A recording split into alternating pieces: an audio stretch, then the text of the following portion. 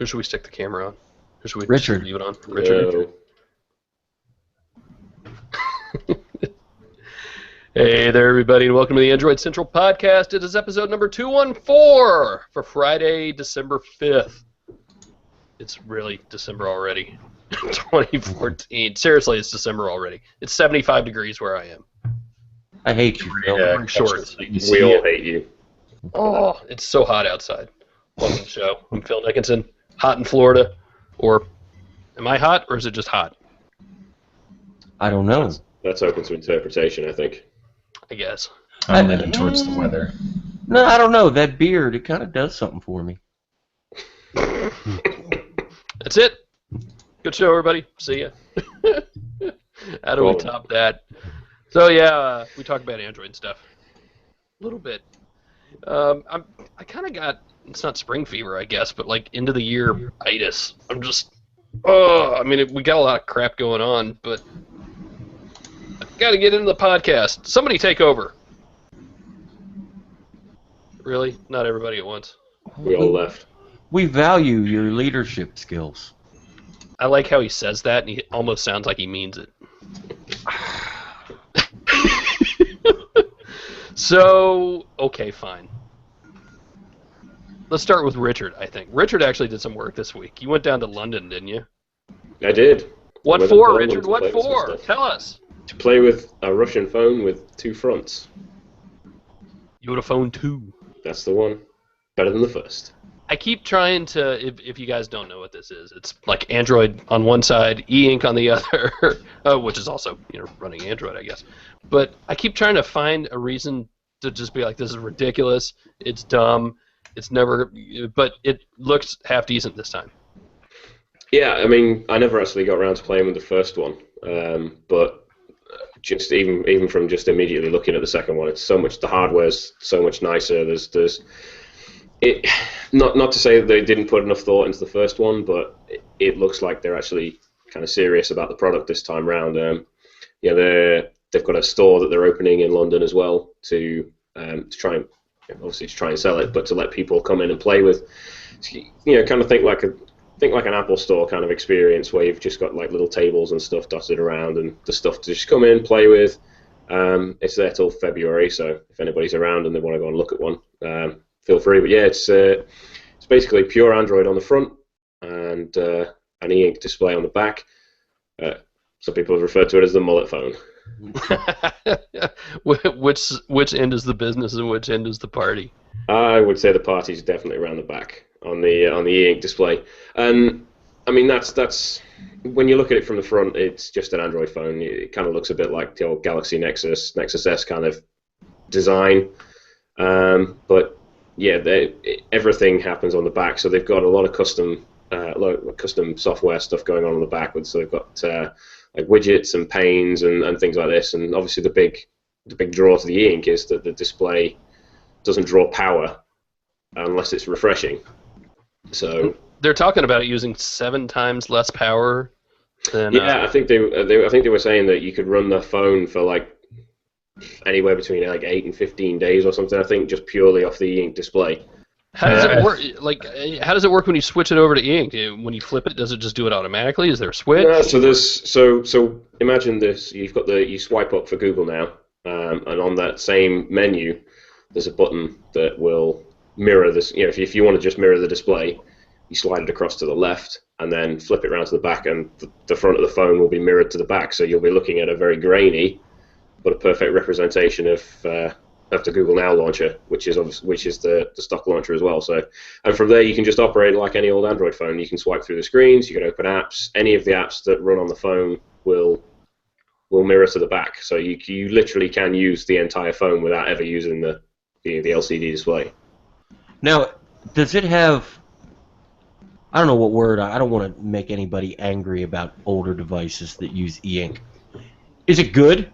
Does it have a nice piece of glass on the front? Is it responsive? I mean, or is it just kind of there?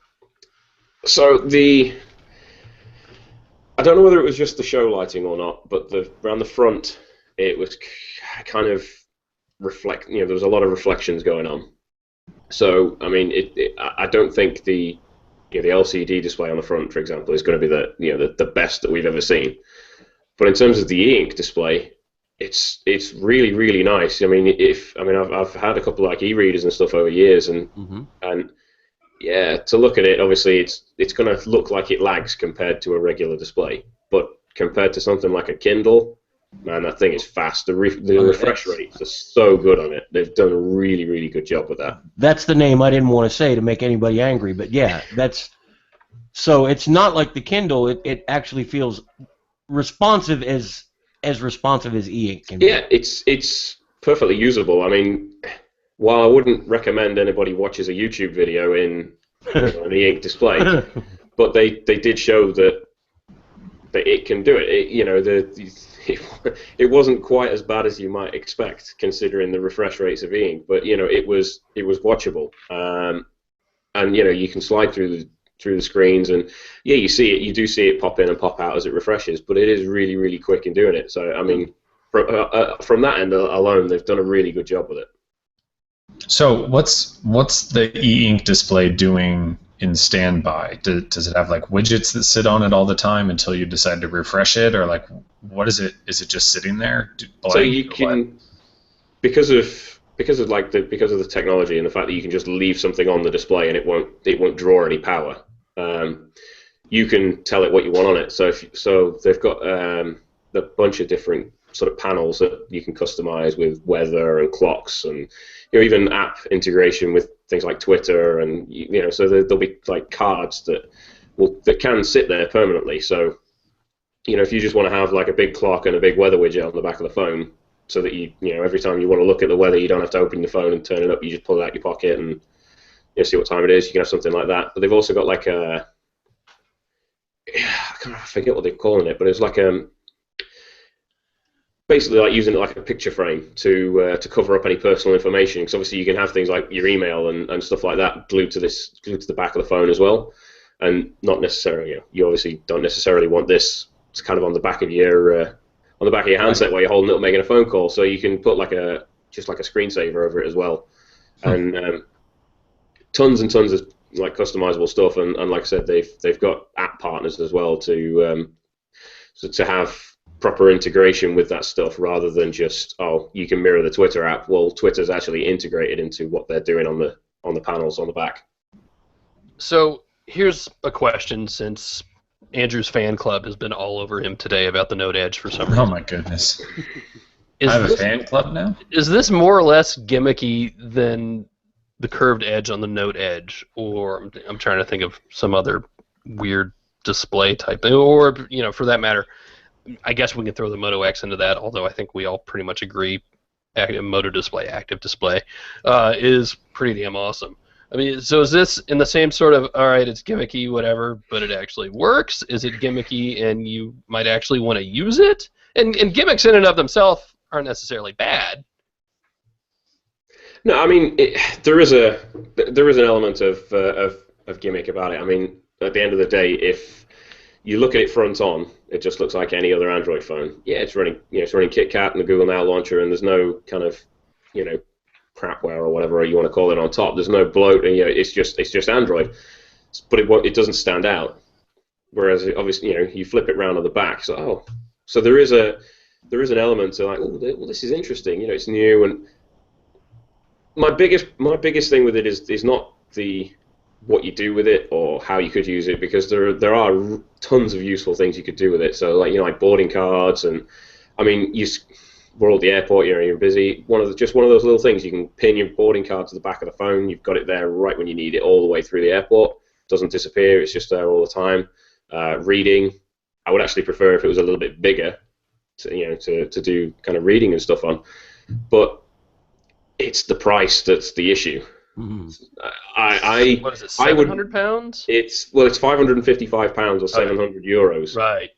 So that's going to equate to about $700 when it comes to the US, I would assume. And it's a lot. I mean, it's more expensive than the cheapest iPhone. And yeah, nerds will look at the spec list and say, well, it's running last year's chip and yada yada yada. But kind of people going into the store won't necessarily care about that. It works, and it works fine. There's no evidence of any kind of laggy, horrible behavior from what we've seen. It's just too expensive. It costs more than an iPhone, and that's a tough sell at the best of times, especially when you're still a new brand. That's, by the way, $860 if it's apples to apples once it gets released here. Now, price aside, Richard hit something that I find interesting. We're talking about the gimmick factor. To me, this sounds like it's a whole lot more gimmicky than the Note Edge. But he said, like, he used Twitter as an example. Twitter has actually integrated their app into this gimmick, whereas Samsung forged ahead and integrated their own stuff in and either didn't court other companies or other companies weren't interested. And I think that's a big deciding factor here, which is more gimmicky than the other. And that's not fair, but that's just the way it is. Yeah, and it's also kind of the start of the story, because a big part of the Note Edge is being able to use the SDK for that, and that was a big part of the Samsung Developer Conference. Yep.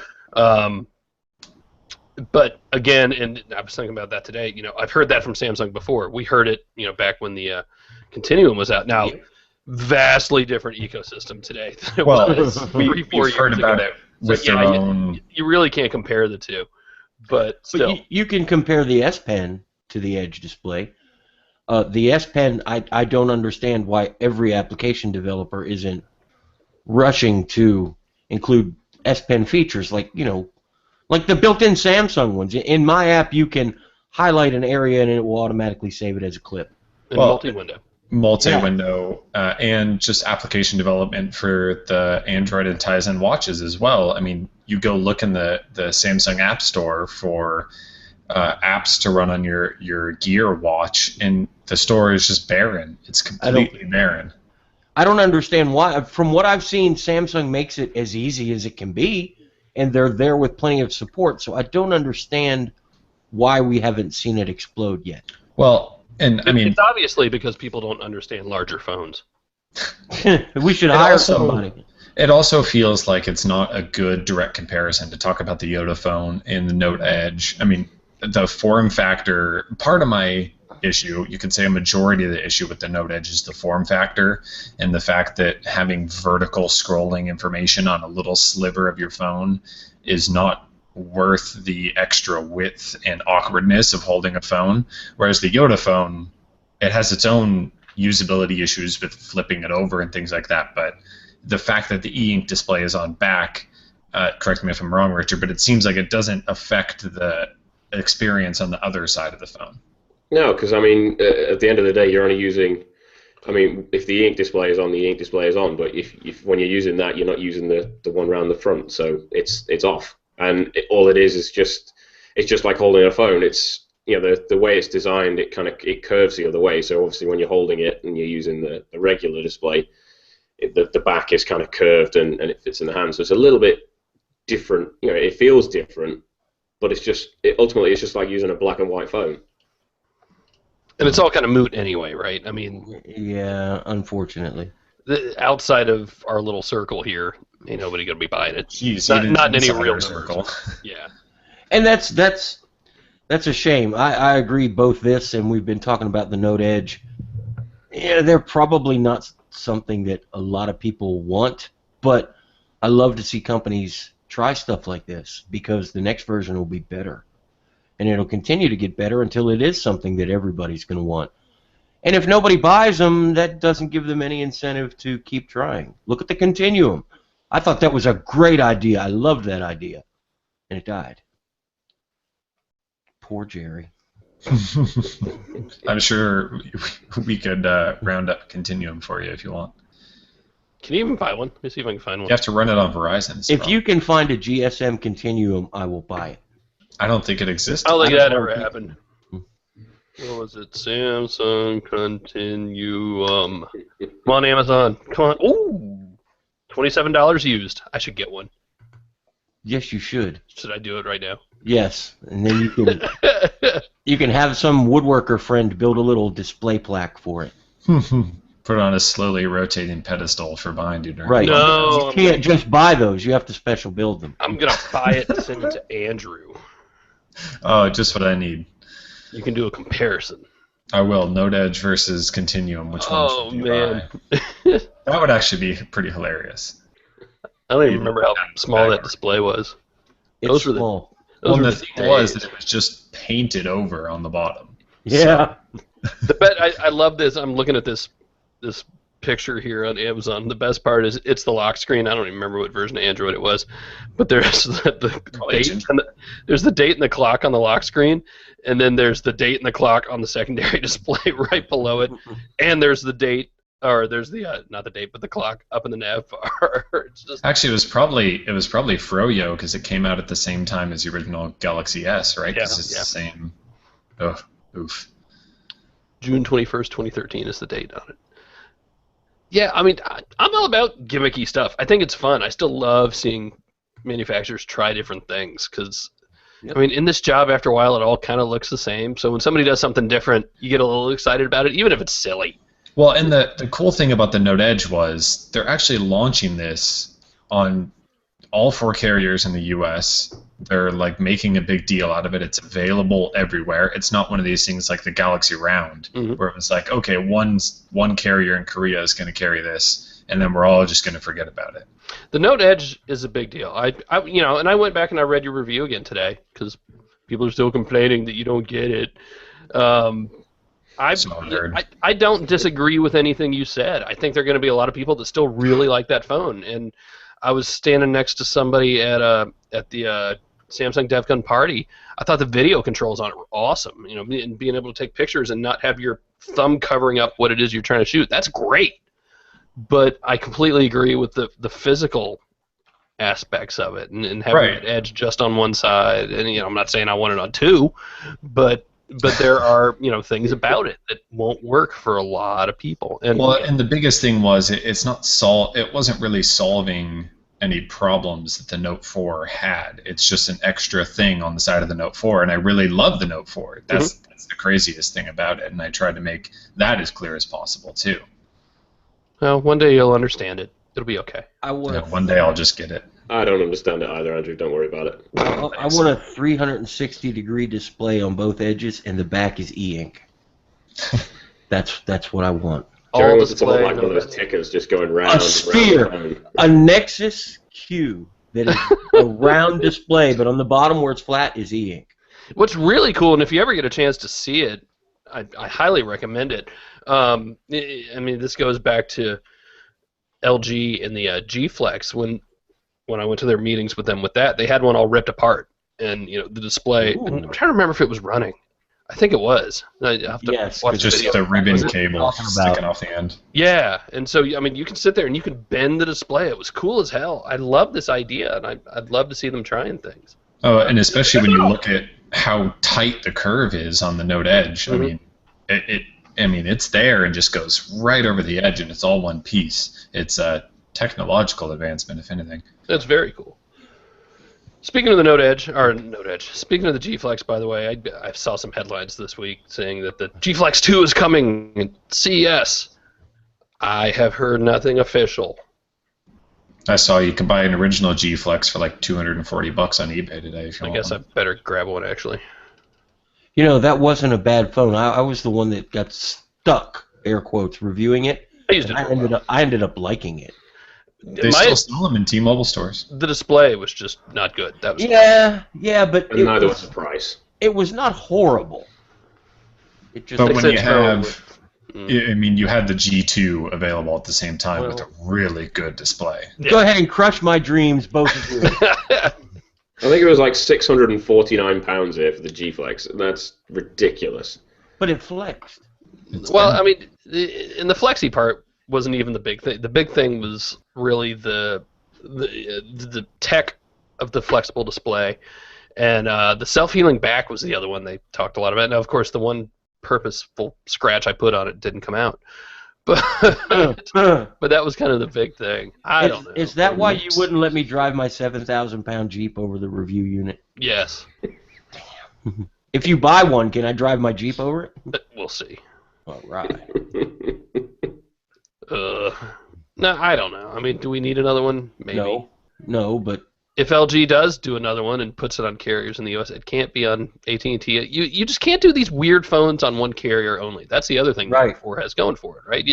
You can't just bury it on AT&T. And I'm sorry, AT&T, but that's the way it works. It's not, ooh, AT&T has this special phone. It's, the hell is that on AT&T? Right. There's enough complaints if it's only on 3 of the 4 major carriers, let alone just being on one. Yeah. That's right. A phone will never be a success on a single carrier. Stop it. Okay. Well, look, no, a phone under the It can't be a gimmick and on one carrier. yeah. I know what he meant. My purpose is to give Phil a hard time. No. We'll act as if you didn't know what he meant. I had no clue. Fine. Tell you what, let's do this. Let's take a quick break, and when we come back, we will start going through some Q&A. So we'll give you a minute to get your questions in. Go, go, go, go, go, go!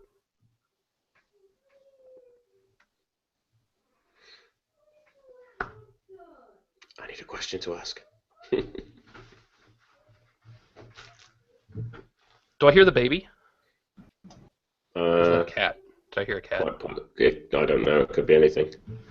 Baby I've got the cat. noise cancelling headphones on. You gotta feed them both. Every day. All right, let's do some Q&A. Where you guys? Should we just start at the top? And start wherever you want. We'll just start at the top. I'm not even gonna read them first. Most of the time, I at least glance at them. So, make your question good or make it bad if you want to screw this. Anthony asked, do you think that Google will ever move to a system in Google Play where you can rent a movie, and then if you decide you like it, you can purchase it for only the remainder of the cost to purchase? So the purchase of the cost, the purchase cost minus the rental cost. That's a good idea. But it won't happen. No. Because they want you to rent it and buy it for the full price. You have this gigantic evil monster that lives in Hollywood, and it's not going to allow Google to ever do anything like that, even if somebody at Google would think I mean, of it. the movie companies have long had the ability to say, oh, turn in the stub from your movie ticket and get $5 off your purchase. Yep. And that never happened. So You they wanna hear want something? you to pay to find out if you like it and then pay more if you like it. You want to hear something really awful? So a couple weeks ago, the Lego movie finally came out on HBO, and we went and watched it in the theater. I thought it was great. Kids loved it. But I think we have some friends over that night, or maybe I wanted to watch football that night, or I forget what was going on. So I stashed my kids in my bedroom, and I had a Chromecast in the bedroom. I was like, all right, I'll just buy the Lego movie because they're going to watch it anyway. I bought the Lego movie, because that's what it was. I wanted them to try to get to bed early. So, I started it half an hour early. I buy it half an hour before it's going to come out on HBO. And then Chromecast was just work that night. I couldn't get it to work. So then we had to wait, and then they watched it after. I mean, look, we've watched it a million times since then, but it was kind of crazy. Anyway, no. Anthony wants to know, can Richard move his head a little more so that it looks like he is a chef? Oh, Right. how about I'm that? not sure I understand the correlation there. You see the hat? The Look at hat that. above my head. Oh! Oh. Who asked Can't be that? unseen. That person is a genius. Everybody listen to the audio version. See, this is why you got to come watch the video. If you're listening to the audio version, Richard has this giant chef's hat attached to his ceiling. That's pretty cool. Anthony also asked, do you think the LG G Pad 7 will get an update to Lollipop, or at least an update that will enable the tablet to use Chromecast without crashing the UI, forcing a restart, or disconnecting from Wi-Fi? Is this your first LG device? Oh. I had the same Chromecast issue. I had the same Chromecast issue on my G3, and Really? it got fixed somehow. I don't know how or when, but it fixed. I think the new G-Pads are not going to get the love that they deserve, probably. Maybe. This is a different LG. I made a horrible joke a minute ago, but But the LG has G-Pads, gotten the much new better. G-Pads are low end and kind of. I don't know. The 8.3 was really good. That was a very underrated tablet, I thought. The GPE one was nice. Mm-hmm. The new ones aren't as nice as that, but I mean they're okay. They're priced right. They're not bad little tablets. Ryan has a question that I don't really want to answer, but I actually have a good answer to it, so we'll bring it up. What do you think of the Cyanogen OnePlus saga? Based on their history, it doesn't seem like either of them is ready to be a real company just yet. I don't know that I'd go that far. Look, companies do dumb things all the time. I do dumb things all the time. I thought Russell Hawley had a really good answer to that on Google+, and that was basically, we don't know what goes on behind closed doors, and OnePlus is, made no secret of saying stupid things publicly. You're wrong. You need to pick a side and then hate the other side unconditionally and troll constantly about it. Look, and I might have just bought another OnePlus One to give away sometime soon because it is that that time of the year. No, I'm not going to lose sleep over either one of them. And frankly, it's got an unlocked bootloader. If you're buying a OnePlus One, chances are you know what to do with it, or you should. I think. Same thing with Nexus phones, by the way. That's how I feel about them. Exactly the same. If you can unlock the bootloader, then you should be able to. Well, and just because a Nexus phone comes from a big company doesn't mean that they're not going to screw things up too. Qualcomm. Ouch. Where are we in the Nexus front? Let's talk about that, I guess. Android 5.0.1 is out. It's been pushed to AOSP. We've got it on, the Nexus 7 and the Nexus 9? Nexus 10. And the 10. The Wi-Fi only model. Right. That's important. Yeah. Interestingly, the M8 and M7 went straight to 501. But the GPEs. I was talking with somebody this morning. We need to remember that's not open source. Right. There's some other stuff in there, and that's probably the difference. There's probably just some licensing issues that need ironed out before it comes to phones. And that's always the case, right? And I could be wrong. There could be some bug that makes things catch fire, but I'm just guessing. Yeah, I mean, this is all really bug fix, right? I mean, what do we see? Telephony stuff in there, or? Yeah, there's a memory allocation fixes, a lot of those. There's no one thing you can point at and say, this is why they updated, because Phil and I looked through it all, but it's man, when did we ever get a Nexus update that this didn't happen? I'll bet 5.0.2 is already in the works, and we'll see it before too much longer. That's just how it works. We got a lot more people who own these things now. I know, but it doesn't change how it works. Yeah, I'm trying to think back, because I remember the early days of the Nexus 4 being a little rough. Dude, do you remember the Nexus S? No, not really. There was like 15 different gingerbread versions for that phone just to get all the bugs fixed. That's how this works. I don't like it, but that's how it works. I remember we made a big point about holding feet to the fire if we get things quickly but bad. Yeah. I'm not saying we're going to do it as well as we should. I'm one of the guys... I want it quick, even if it's bad. But then again, I have a spare phone. I understand both sides of the issue. And if you haven't got the update that you think you really, really want, maybe there's a real good reason. All right. Well, I'll ask this question openly because I keep forgetting to ask you guys offline. Do we need to do something teaching people how to flashback to KitKat, or should they already know how to do it on a Nexus? Well, you just do it the same way. You just pick a different image. I know that. Like, should we advocate that? Yeah. I don't think we should. No, because that may not fix everything. I mean, I've been, you told me, Jerry, find out what people can do to make their Nexus better when they've got all these bugs.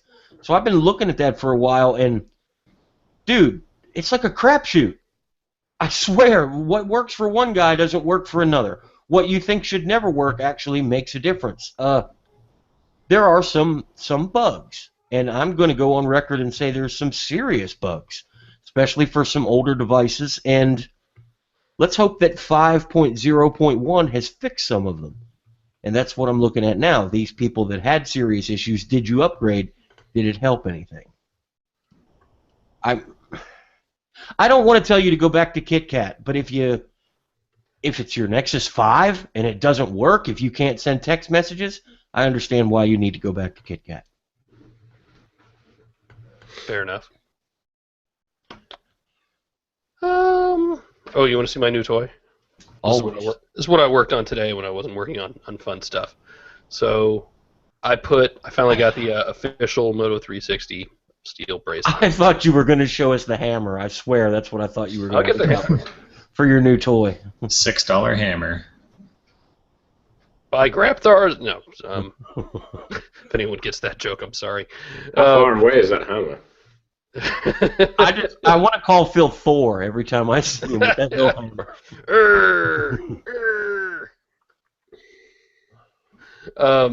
Yeah, no. So I got the official steel bracelet for the 360, and it's weird how I've suddenly become a watch nerd. Yep. I think Jerry's right. I think leather is better on the Moto 360 now. I honestly do. As much as, and I like steel bracelets more than I like leather. It's humid down here. I like the feel of cold metal on my skin. Please, sir, man. Richard's trying to keep together over there. People that are listening, and if you're listening to this when it's recorded, if you kept the leather strap on your 360, go ahead and tweet Phil and tell him how nice it has worn and how soft it feels now. I don't know if I want to put it back on, but I just want him to bother you on Twitter. Oh, it's no bother. Yeah, I mean, it feels nice. I'm not crazy about the clasp. The clasp is here in the middle, and Jerry call it a butterfly, and that makes sense. So like butterfly they both fold in on each other, so that it almost looks seamless from the back. I get that, but it's kind of a pain to put on and off. I mean, it's not that hard, but comparatively speaking, really not crazy about the way it meets the body. It's still just kind of, it doesn't look as good. It just doesn't. Dude, that makes me twitch when I see that. It's disappointing. I wanted better from the official band. I wanted better than that. Now, I will say the metal is, it's much heavier and a lot nicer than the Pebble Steel bracelet that I was using on it before. But, man, I tell you, I would almost say don't spend the extra $60 to get the official one. And, I think I've showed this before. Let me get it. Hang on. It's charging back here because I forgot to charge it last night. The Zen watch, I got, it's like another $80 bracelet, and I really like it on there. It's heavy. It actually fits. Let me pull it out of the charger. Fits on the lugs, a little nicer. And I like that bracelet a lot. It's, it's just different. You see them side by side. So I don't know. If you're on the fence, I'm still not sold by metal on any of the Android Wear watches, to be honest. I don't know what it is. I don't know whether it's just because they seem quite large or not. But I've got several old school watches. I kind of like them and collect them. I've always found that you never get the fit you want from a replacement metal band like you did the metal band that was designed for the watch itself. That's why I had really high hopes for the Moto metal bands. Then when Phil shows me the way they connected the body, it does leave a little bit to be desired. Yeah. Not crazy about it. I still got to get the Zen watch review done, by the way. Which is unfortunate for me. It's a nice watch. I like it. I don't know if I like it more than the 360. We still can't buy them. I was just shocked at how big the Zen watch was. The original pictures I saw made it feel smaller. It's not I mean, here it is on my wrist. It's not tiny. Right. But I don't think it's huge. I have no problem with big watches. It was on the model's hands in Berlin. It looked smaller. Mm-hmm. It's funny how they, a lot of it's perspective. Yeah. It's just like it's really close, and it's a really nice watch. Don't get me wrong, but yeah. My wife told me I could order one, and I didn't, and now it's sold out. Go ahead, laugh at me. Crush more dreams. Sorry. I can't buy one, Jerry. So. Yeah, how did that happen? Ah, damn it! Here come the tweets. Google must be doing something. Thank you, Mr. Digglesworth. Nice Twitter handle, too. What else is going on? What else we want to talk about? I've spent a little bit of time with that Nexus 9 Keyboard Folio cover keyboard thingy. It looks like it's just a ridiculous compromise like every other small tablet keyboard. It is. It's on the wrong side of the compromise. I think what saves it for... And I'll be honest with you, none of us here, except for maybe Phil, have any use buying this. And I'm sorry. We don't need it. You're not going to sit down and write the next great American novel, or you're not even going to write a 500-word accessory review because you're going to go insane before you do that. You're going to want to break it, and you're going to just hate it. Now, I wrote a 1,000-word accessory review of a keyboard for the Nexus 7. And did you hate it? Now you know how I felt. But think about what you're feeling, but worse. But there are people who they'll be on a plane somewhere and, I've got to do this spreadsheet, and they need to do a few things. You don't want to do that on an on-screen keyboard. So I can see why this was made, and there are people out there who would actually find it useful. But for $140, it's a tiny, cramped keyboard that ergonomically, every time you try to hit the space bar, instead you hit the edge of the keyboard and nothing happens. When you try to hit the number row, you hit the screen of the Nexus 9, and I just happen to gravitate right to the task switching button. So every time I try to type a 7, 8, 9, or 0, I lose what I'm working on, and it goes to the cards view, and it's very frustrating.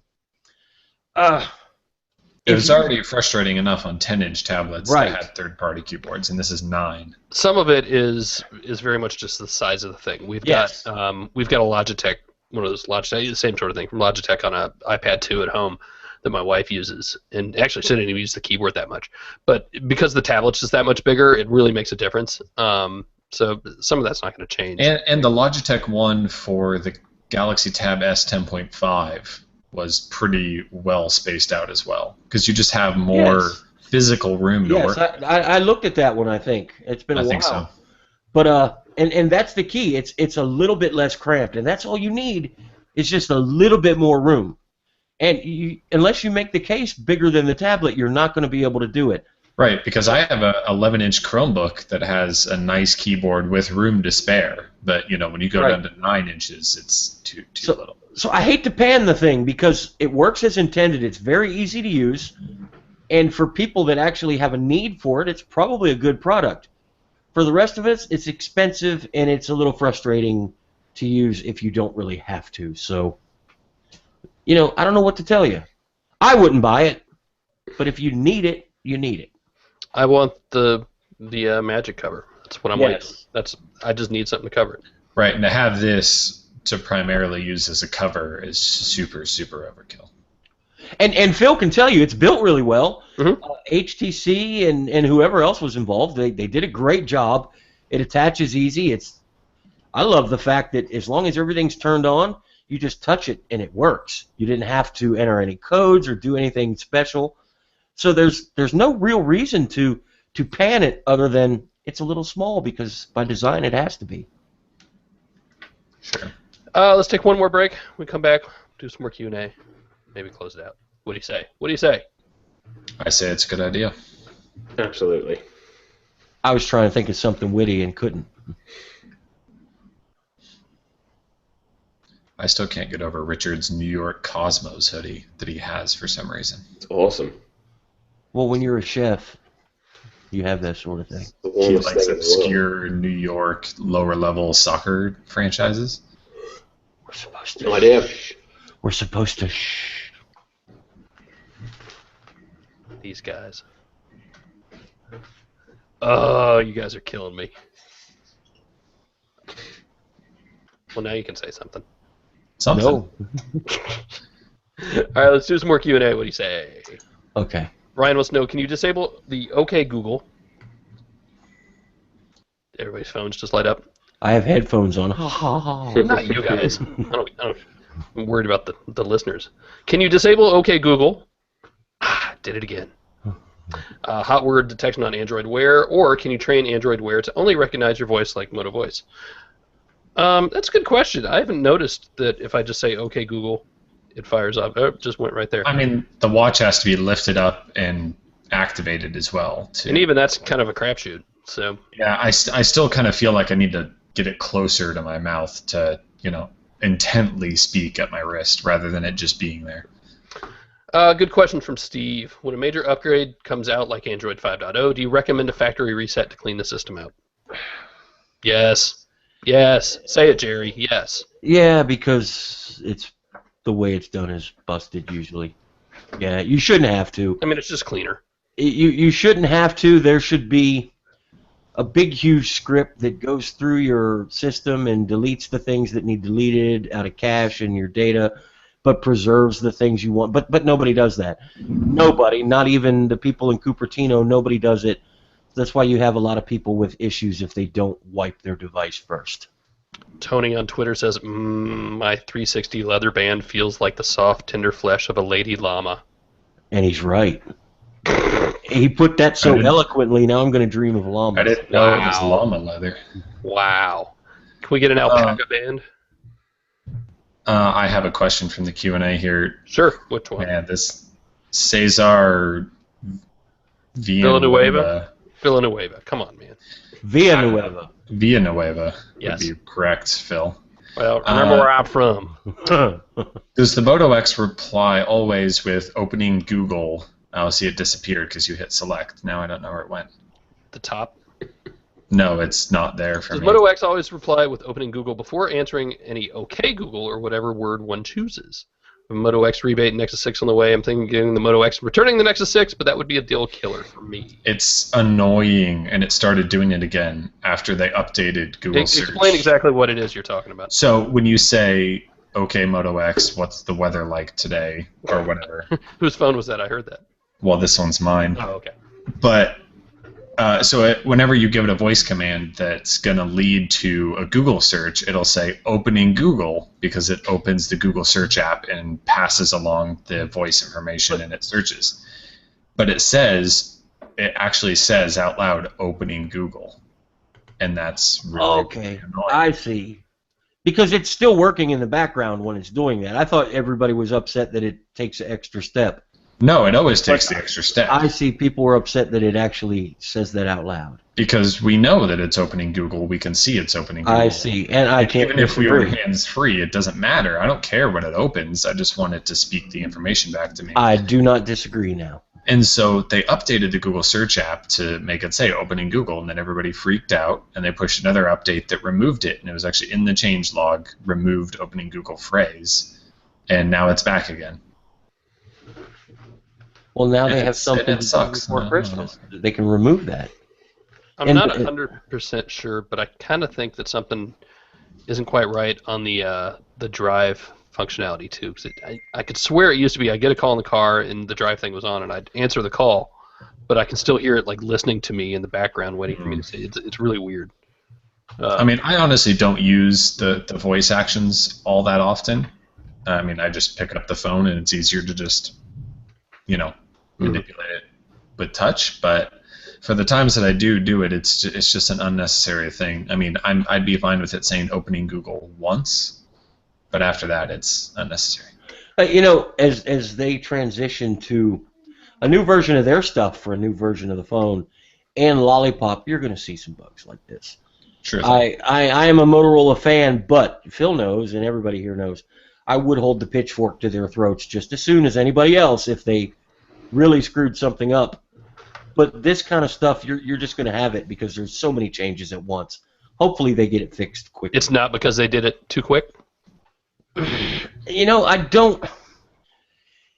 Yes and no. I mean, would you hold back an update if everything worked but there was this little annoyance that's not even a bug? Everything still works as intended. It just says opening Google out loud and some people don't like it. Yeah, I mean, the issue is that you have Motorola's voice commands, Motorola's software, and then you have Android, and you have an app that's updated regularly in the Play Store that changes things that's out of Motorola's control. I mean, Google updating the Google Search app is completely out of control of what Motorola did with its firmware. And they'll just have to get back together. They did once before. I'm confident that they will again. I just hope they do it very shortly. So it's a long way of saying that it might be fixed. Fair enough. Dennis asks, I'm really liking the LG G3. Will I be missing performance, battery life, and camera quality compared to the Note 4? I might switch back to the G3 for a while. I don't think the G3 had problems with battery life or camera compared to the Note 4. I'll tell you what, it's a better camera than the Note 4. What you will be missing is those back buttons. True. Once you get used to those things, even my little Z3 Compact, I find myself pushing on the back. Monsters. Here's one I've been thinking about a little bit. Trevin asks, any tips for new Nexus player owners? Not really. There are Nexus player owners? Well, there are at least 2 of us now. What's a Manage Nexus your player? expectations, I think. I was thinking about it this week because I still don't know if I could recommend it over the Fire TV for like a normal person.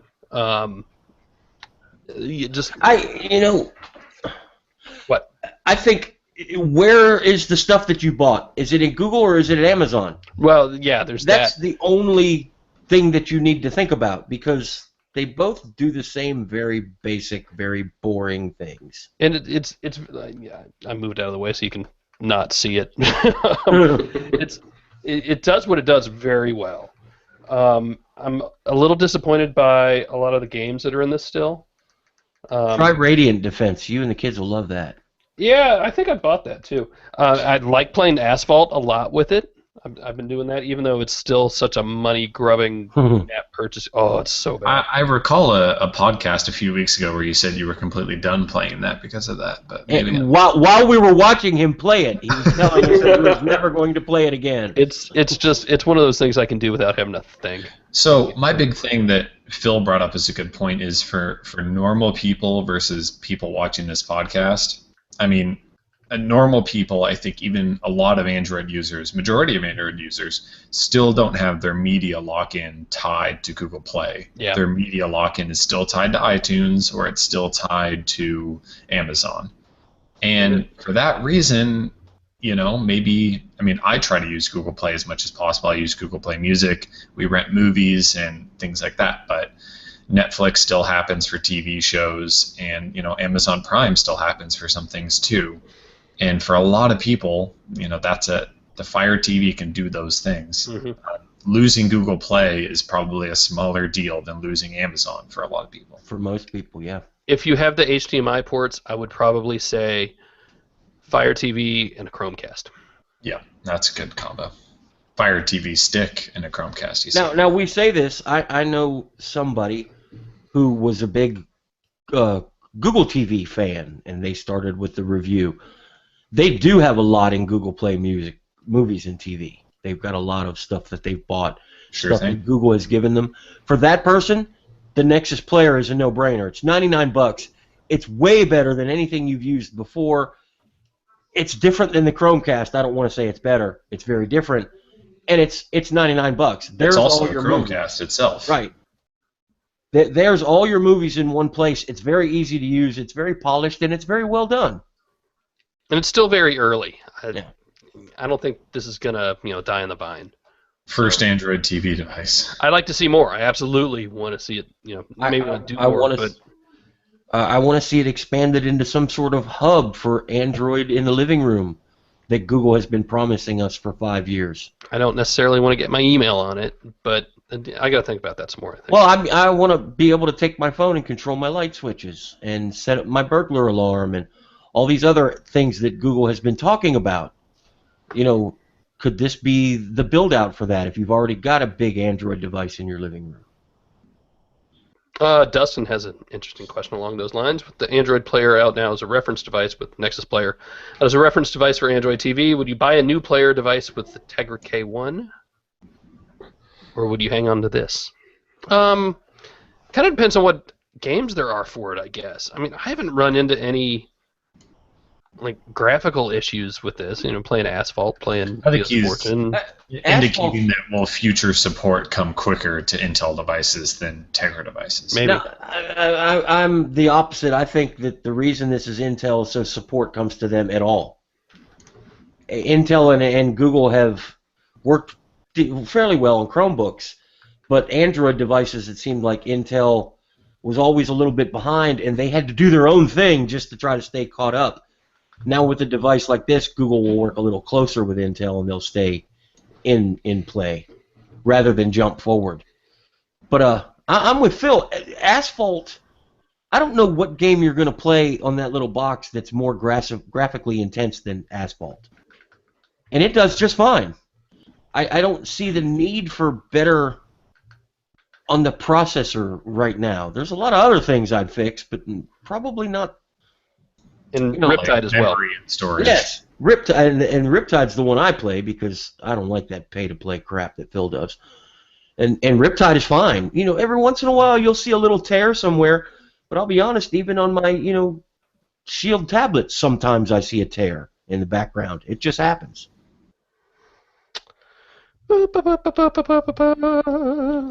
Domenico says, there's a difference between e-ink and e-paper. Does it annoy you when other tech blogs use the two interchangeably? No, because There are other tech blogs. I'd probably do it too. Sorry. I don't let other tech blogs annoy me. Those guys are working for a living and doing their best. They made a mistake. I probably made 100 today. No, look, there absolutely is a difference. The difference between Pebble and a Kindle. Will most people notice? Probably not.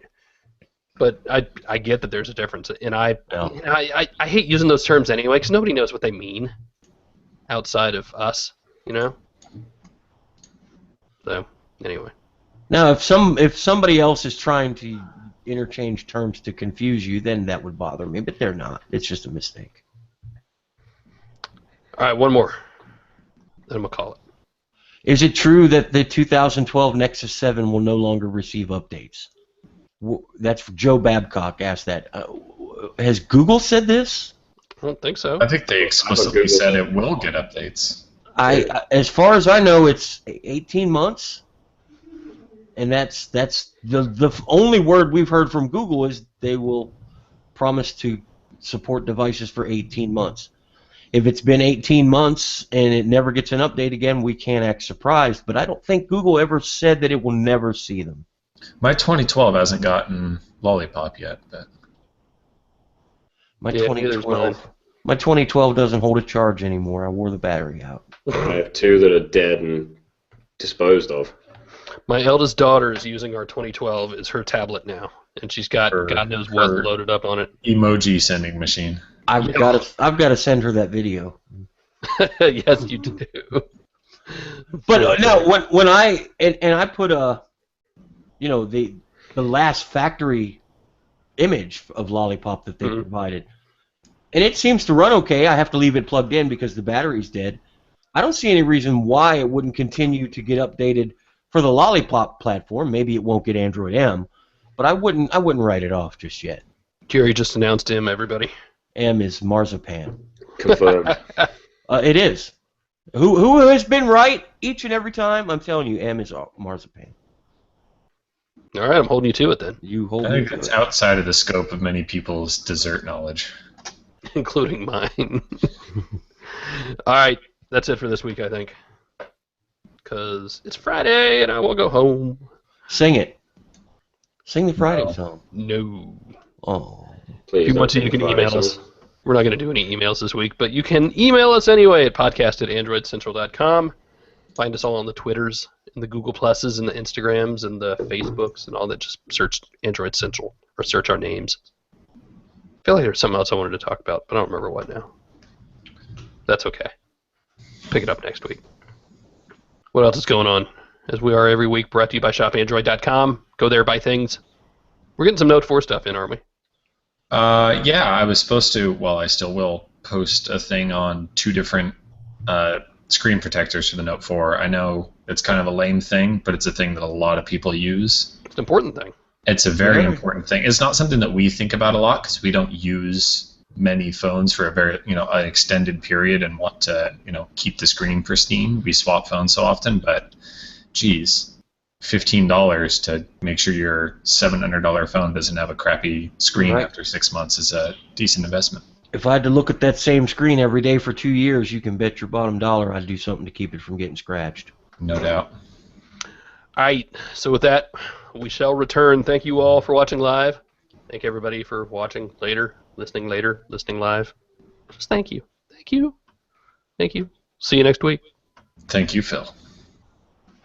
Toodles. Bye-bye.